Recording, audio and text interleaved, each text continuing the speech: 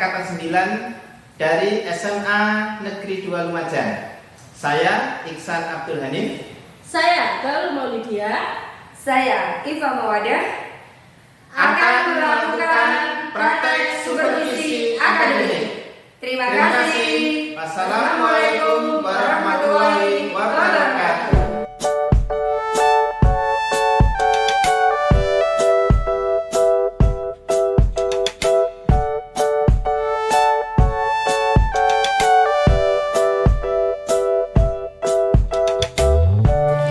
Assalamualaikum warahmatullahi wabarakatuh, Pak Iksan. Waalaikumsalam, Bu Iva. Gimana kabarnya nih? Alhamdulillah, ya. Alhamdulillah hari ini baik. Bu Iva, bagaimana? Ya, alhamdulillah saya baik-baik saja, Pak. Ya, kemarin sebetulnya habis PKKS ini ya agak apa ya, bertumbuk-tumbuk lah. Iya, kita coba selesaikan satu persatu gitu, Pak. Iya. Oke, Pak Iksan hari ini mau coaching ya. Jadi sebelum coaching saya akan melakukan praobservasi. Saya akan mengajukan beberapa pertanyaan tentunya, karena nanti saat coaching saya akan mengamati Pak Iksan sesuai dengan rubrik percakapan coaching ya. Di antaranya sesuai dengan alur tirta ya Pak Iksan. Kalau kita mengingat lagi, alur tirta itu nanti menggali tujuan, kemudian identifikasi permasalahan yang terkait, terus kemudian ada rencana aksi yang akan dilakukan, dan kemudian ada tanggung jawab ataupun komitmen dari rencana aksi yang sudah diajukan, seperti itu. Kemudian dalam coaching tentunya ada kompetensi yang harus dikuasai ya Pak ya, sehingga proses coaching itu bisa maksimal. Yang pertama ada present atau kehadiran penuh ya, kita sudah jauh dari HP ya Pak. Jadi itu salah satu present ya, kita menjauhkan dari komunikasi. Kemudian yang kedua, kita bisa mendengarkan dengan aktif ya. Dengan mendengarkan aktif itu kita diharapkan nanti ke poin 3, yaitu memunculkan pertanyaan-pertanyaan yang berbobot. Tentunya pertanyaan yang berbobot dari coach itu bisa menggali potensi atau memaksimalkan potensi yang dimiliki oleh coachee, sehingga tujuan yang untuk menemukan solusi permasalahan itu bisa tercapai. Seperti itu Pak ya. Kemudian selain kompetensi coaching, kita tentu tidak melupakan prinsip coaching ya Pak ya. Yang pertama ada kemitraan, kemudian ada proses kreatif, dan yang ketiga adalah memaksimalkan potensi dari coachee. Pertanyaan pertamanya ingin saya ajukan. Pada coaching kali ini kompetensi yang ingin dikembangkan Pak Iksan apa saja? Iya, dalam coaching kali ini saya mencoba ya tentunya menggunakan alur tirta ya. Kita menggunakan alur tirta dengan penekanan pada kompetensi mendengarkan secara aktif. Kemudian ada present ya, kita coba hadir secara penuh untuk mengikuti apa yang disampaikan oleh coachee. Kemudian yang ketiga, saya akan mencoba menyusun pertanyaan-pertanyaan yang berbobot. Pertanyaan-pertanyaan ini harapannya mampu sesuai yang disampaikan Bu Iva tadi, mampu menggali potensi ya betul, potensi dari coachee dalam menemukan solusi atas permasalahan yang dihadapinya. Jadi ada 3 kompetensi ya yang ingin dikembangkan oleh Pak Iksan ya. Present, kehadiran penuh. Kemudian yang kedua mendengarkan aktif, sehingga dari mendengarkan itu bisa memunculkan pertanyaan-pertanyaan yang berbobot. Tentunya bertujuan untuk memaksimalkan atau menggali potensi coachee gitu ya. Dari ketiga kompetensi tadi, mana yang lebih spesifik dikembangkan pada coaching kali ini Pak Iksan?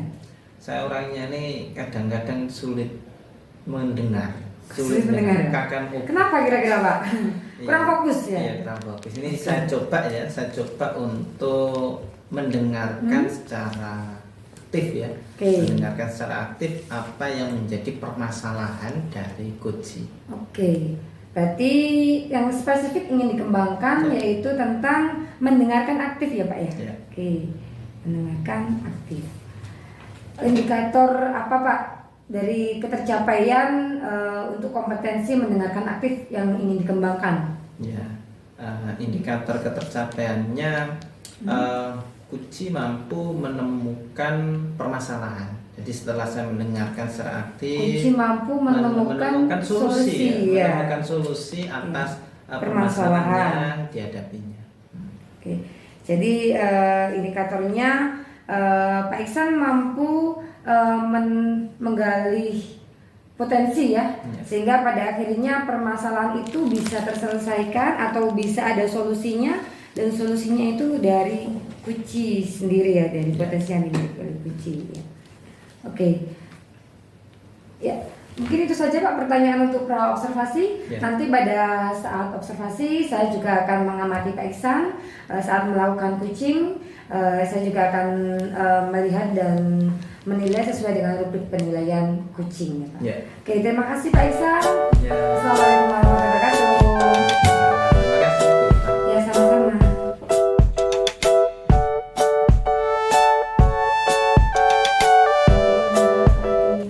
Selamat sore Bu Galuh. Sore Kak Isan. Ya, tadi kita sempat berbincang waktu pembelajaran salipan di jalan ya. Iya. Apa yang ingin Bu Galuh sampaikan kepada saya? Mungkin ada yang bisa diceritakan lebih detail. Silakan. Gini, saya itu rencananya mau cerita ke Pak Isan tentang khususnya rencana saya untuk pembelajaran diferensiasi. Pembelajaran diferensiasi. Ya. Jadi beberapa hari ini itu saya ngebut atau lembur untuk membuat sumber belajar Ya. yang berdiferensiasi gitu. Dan sebetulnya ini pembelajaran diferensiasi itu juga sudah saya lakukan kemarin-kemarin di kelas ya. Nah, apakah memang pembelajaran diferensiasi itu emang serumit ini ya Pak ya? Oh begitu ya. Hebat ya Bu Galuh sudah melaksanakan pembelajaran berdiferensiasi. Ya. Pembelajarannya apa rumit ya? Yang setahu saya ini ada pembelajaran yang mampu menarik untuk minat anak di dalam belajar di kelas. Apa yang ingin coba Bu Galuh dapatkan di akhir pembelajaran? Saya pengennya itu bagaimana caranya agar saya itu tidak merasa kewalahan dalam menyiapkan sumber belajar yang sangat banyak tentunya, karena di kelas juga siswanya kan juga banyak ya Pak Isan. Iya. Tentu minatnya mereka juga Macam-macam ya, beda-beda. Jadi begitu intinya, bagaimana caranya saya Ya. tidak kewalahan dalam mempersiapkan pembelajaran. Kalau begitu, menurut Bu Galuh, persiapan apa yang perlu, yang dapat Bu Galuh nikmati pada saat pembelajaran berdiferensiasi? Jadi supaya pembelajaran ini tidak terkesan rumit. Ya, menurut Bu Galuh, pembelajaran berdiferensiasi yang dapat dinikmati itu yang seperti apa? Menurut saya sih pembelajaran diferensiasi yang bisa saya nikmati ya tidak membuat saya merasa kewalahan dalam mempersiapkan pembelajaran itu sendiri. Begitu. Begitu ya. Saya jadi penasaran ini ya. Bagian mana yang Bu Galuh merasa tidak menikmati? Karena di awal tadi menyampaikan rumit itu di bagian yang mana? di bagian apa dalam prosesnya atau pelaksanaan dalam kelas atau ketika mengevaluasi, itu yang bagian yang mana? Mungkin boleh diceritakan. Kalau saya jalani sejauh ini, yang paling sulit itu mempersiapkannya. Contohnya saja ya Pak ya, diferensiasi konten.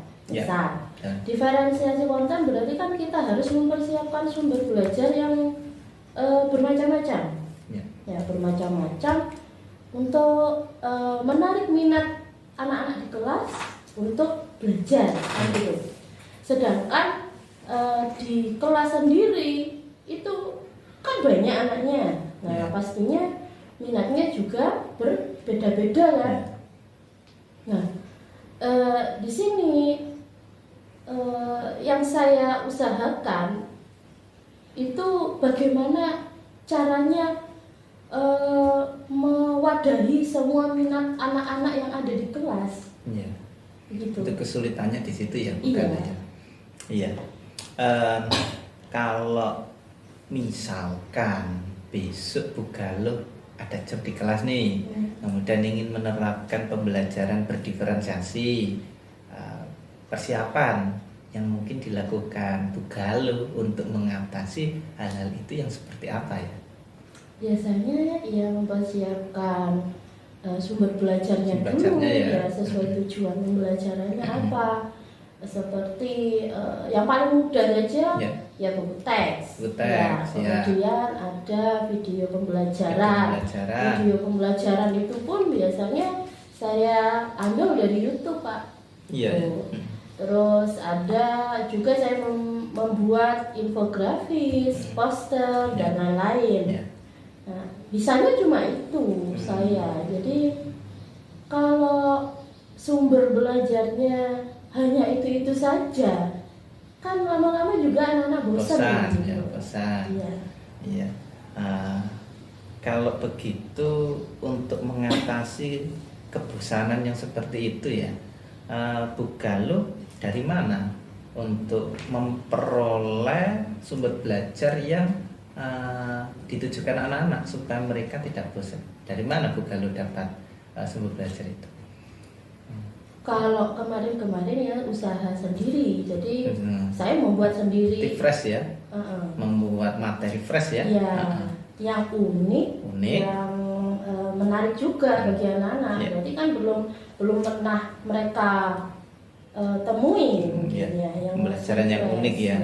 Nanti belum ada apa ya, kalau sekarang ada plagiasi banyak sekali. Bu Galuh sekarang membuat sesuatu yang baru ya. Oke ya.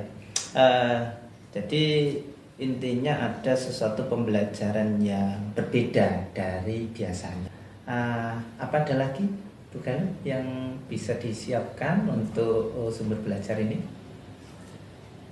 Pak cukup? Ada lagi? Gimana? Rencana saya sih yang bisa dioptimalkan, mungkin saya bisa memberikan proyek ya kepada siswa. Selain itu saya juga bisa mengoptimalkan kemampuan saya dalam membuat sumber belajar yang baru. Fresh itu. Dari percakapan kita tadi, rencana ini kita waktu ya, rencana kapan Bu Galuh dapat mempersiapkan pembelajaran berdiferensiasi produk yang sesuai dengan kehendak Bu Galuh? Mungkin pertemuan depan ya. Jadi ada waktu 1 minggu ini ya. Ada waktu 1 minggu dari sekarang untuk disiapkan pembelajaran yang berdiferensiasi produk yang tidak rumit dan mampu meningkatkan motivasi anak di dalam kelas ya Bu Galuh ya. Kalau dalam persiapan itu ada suatu kesulitan, Bu Galuh perlu bantuan atau masukan dari rekan atau seperti apa Bu Galuh?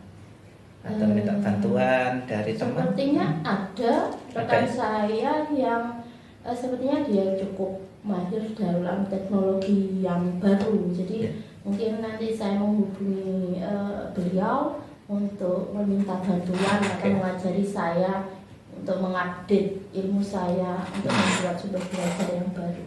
Iya.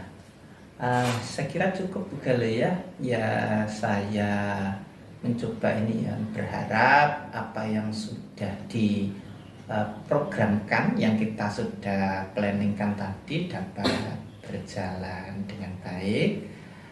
Dari hasil percakapan kita tadi, Bu Galo ingin pembelajaran yang berdiferensiasi produk, gitu ya, berdiferensiasi produk yang baik, yang persiapannya tidak rumit dan memiliki sumber belajar fresh, tidak plagiat dan unik, menarik untuk peserta didik, gitu ya.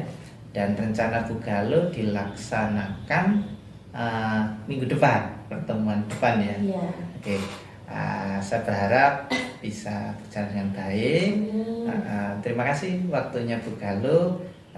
Kita akan evaluasi, barangkali ada yang perlu disampaikan lagi ke depannya kepada saya siap membantu ya. Mungkin itu, semoga lancar untuk pelaksanaan pembelajaran di kelas. Amin. Ya. Terima kasih Pak Isa. Oke, ya sama-sama Bu Galo, saya juga belajar banyak dari Bu Galo. Oke, ya mungkin itu dulu Bu Galo. Terima kasih waktu luangnya. Assalamualaikum warahmatullahi wabarakatuh.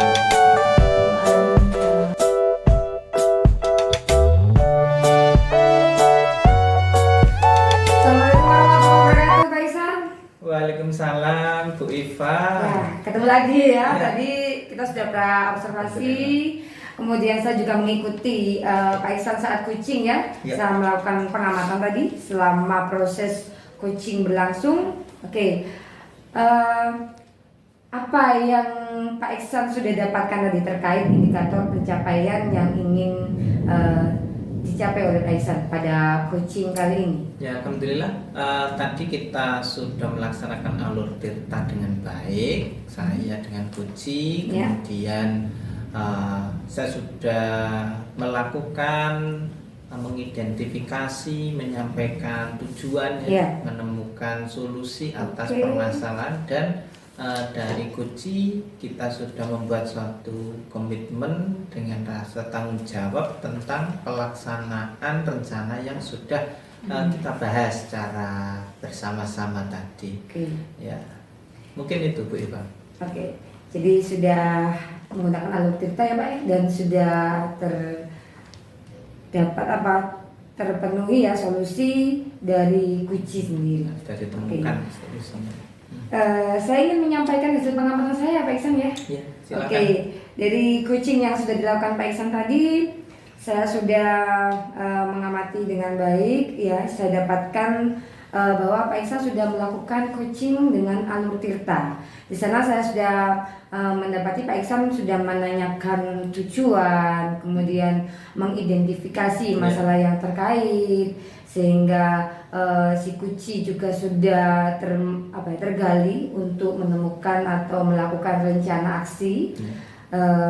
Dan pada akhirnya si Kuci juga sudah bisa melakukan komitmen dengan tanggung jawab dari rencana aksi terdekat yang akan dilakukan, gitu ya Pak Ihsan? Iya. Oke. Dari yang sudah dilakukan Pak Ihsan Kuci hari ini kan tentang mendengarkan aktif ya. Untuk kedepannya kompetensi apa yang ingin Pak Ihsan kembangkan untuk coaching yang akan datang? Ya. Tadi saya sudah mencoba dengan baik mendengarkan secara aktif yang biasanya saya sulit ya, biasanya saya sulit mendengarkan. Kemudian dari proses yang saya lakukan tadi, saya hadir secara penuh. Kemudian saya juga mencoba menggali, membuat pertanyaan-pertanyaan yang mampu memaksimalkan potensi dari Kuci. Cuman saya masih merasa kurang. Jadi saya masih merasa kurang karena di situ ada mungkin pertanyaan yang ragu-ragu atau yang belum yang membuat Kuci bingung mau menjawab seperti apa. Nah, dari situ saya ingin memaksimalkan ke depannya di poin atau pada kompetensi menyusun pertanyaan yang berbobot. Oke. Sehingga harapannya tentunya Kuci lebih mampu menemukan solusi atas permasalahan yang dia hadapi.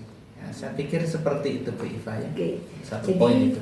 kedepannya Pak Iksan ingin mengembangkan kompetensi untuk menyusun pertanyaan yang berbobot. Ya. Jadi memang saat si coach itu menyusun atau memberikan pertanyaan-pertanyaan yang berbobot, itu sebetulnya pemantik ya Pak ya, atau pemotivasi untuk menggali ide kreatif ya dari potensi yang dimiliki Kuci. Sehingga ya memang agak sulit Pak. Makanya untuk bisa memperoleh kompetensi ini tadi sudah diawali dengan baik. Jadi Pak Iksan sudah mengawali untuk mempelajari atau mengembangkan mendengarkan dengan aktif. Karena memang dengan mendengarkan aktif, pada akhirnya yang kita lakukan selanjutnya adalah dengan mendengarkan aktif, mendapatkan banyak informasi, bisa membuat kita untuk membuat berbagai pertanyaan yang berbobot, yang nantinya diharapkan mampu menggali potensi Kuci menemukan solusi atas permasalahannya sendiri. Luar biasa Pak Iksan. Ya. Terima kasih Pak Iksan sudah mau meluangkan waktunya, sudah bersedia untuk saya observasi. Semoga untuk kedepannya di coaching-coaching berikutnya Pak Iksan bisa mengembangkan dengan baik lagi, terutama 3 kompetensi itu Pak ya, dan bisa melakukan alur tirta dengan lancar, tentunya tetap dalam lingkup kemitraan dan berproses kreatif. Terima kasih. Wassalamualaikum warahmatullahi wabarakatuh. Waalaikumsalam. Terima kasih Bu Iva. Sama-sama. Demikian praktek coaching untuk supervisi akademik. Salam dan bahagia.